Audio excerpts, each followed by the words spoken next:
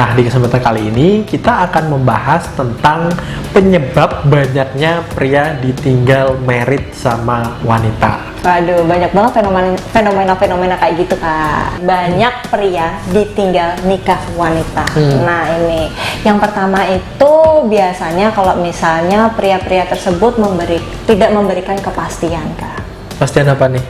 Misal nih, wanita tuh kan pengen ya kalau misalnya ada kedepannya kita mau menikah, ada kayak rencana-rencana menikah bagaimana dan gitu-gitu kan. Tapi kalau misalnya pria tersebut tidak memberikan kepastian, ya kayak jalan di tempat aja, pacaran aja gitu-gitu aja, wanita itu bakal ragu. Dan biasanya mencari celah, mencari pria-pria lain yang lebih bisa diprospek. Menurut kakak gimana sebagai sudut pandang pria? Ya. Menurut aku sih kayak gitu. Tapi ada satu momen di mana misalnya katakanlah kepastian ini juga mau nggak mau bakal menyangkut soal finansial ya. Ada kondisi di mana seorang pria emang kondisinya saat ini secara finansial dia belum baik lah gitu. Tapi untuk menuju ke arah sana kan bisa dilihat lah ya, dia ada upaya, ada usaha menuju ke situ. Kalau saat ini belum, itu bukan berarti pelin-pelan dong, bukan berarti tidak bisa memberikan kepastian. Iya sih. Berarti memang ada rencananya ke depan, ada obrolan-obrolannya. Nah, di sini maksudnya tidak memberi kepastian tuh nggak ada obrolannya sama sekali. Ketika wanita bertanya gimana ke depannya, dia tuh selalu kayak ngilang gitu, kayak mengalihkan topik gitu. Itu yang dimaksud tidak bisa memberikan kepastian atau pelin-pelan. Dan yang kedua nih, Kak, biasanya tuh wanita akan meninggalkan pria kalau misalnya pria itu tidak bisa memimpin wanitanya, kemudian childish dan emosional.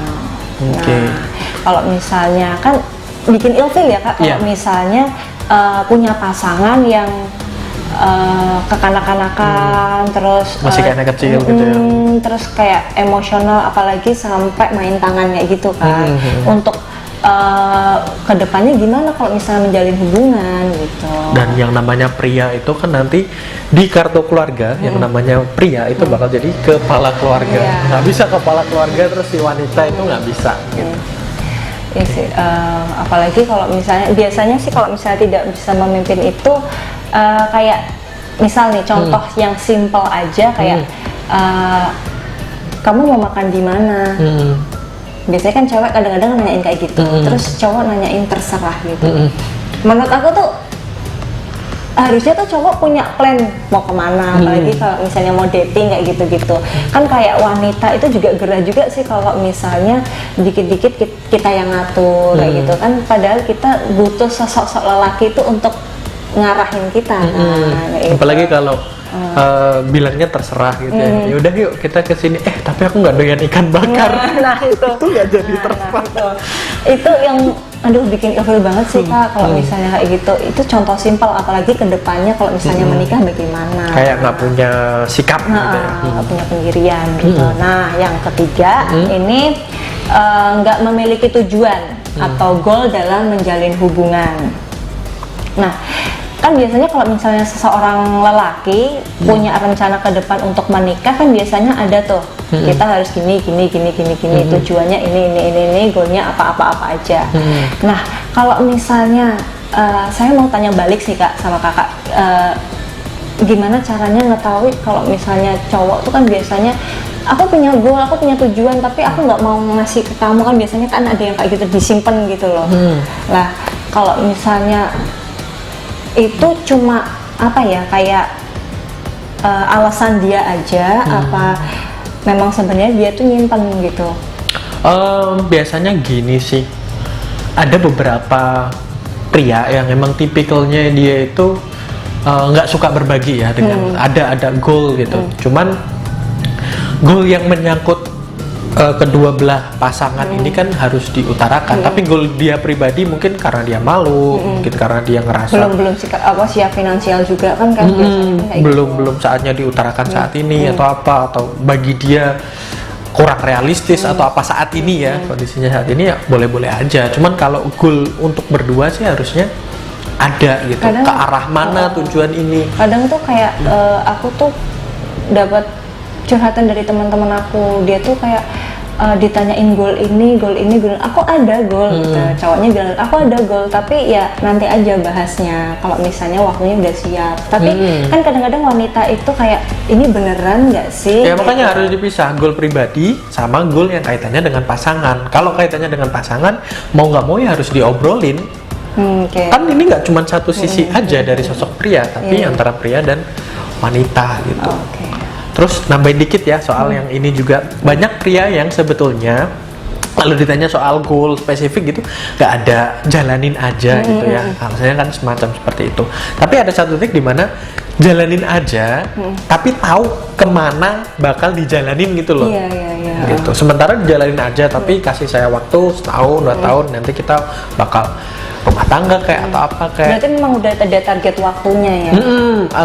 Mungkin nggak yang target waktu, tapi akan sampai di situ gitu loh, semacam seperti itu. Jadi yang benar-benar jalanin aja, ngalir aja semuanya kayak gitu. Bikin hatinya wanita nggak tenang juga sih. Iya makanya nggak yang kayak gitu, tapi jalanin aja. Tapi ada progres itu loh, ada peningkatan. Mungkin dia main ke rumah ya, kenalin sama orang tua atau apa. Nah itu kan jalanin aja, tapi ada kedepannya. Kayak gitu. Terus apa lagi?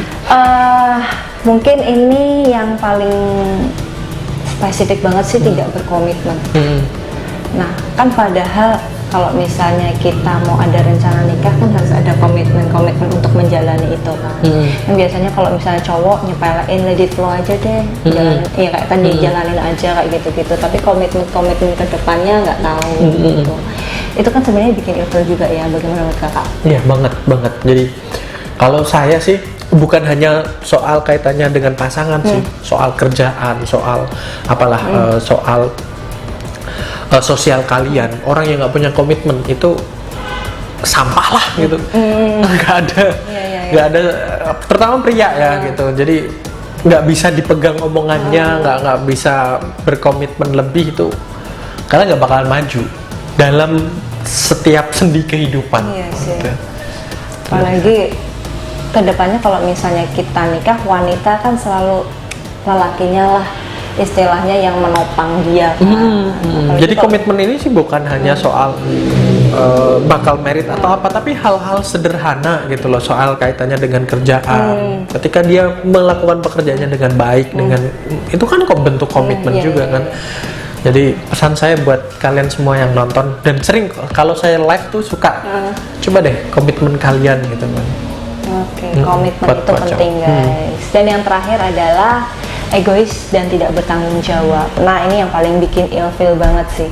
Karena memang lelaki yang egonya tinggi banget, misalnya nggak mau ngalah sama cewek kayak gitu-gitu tuh bikin, aduh kok punya cowok yang kayak gitu banget ya.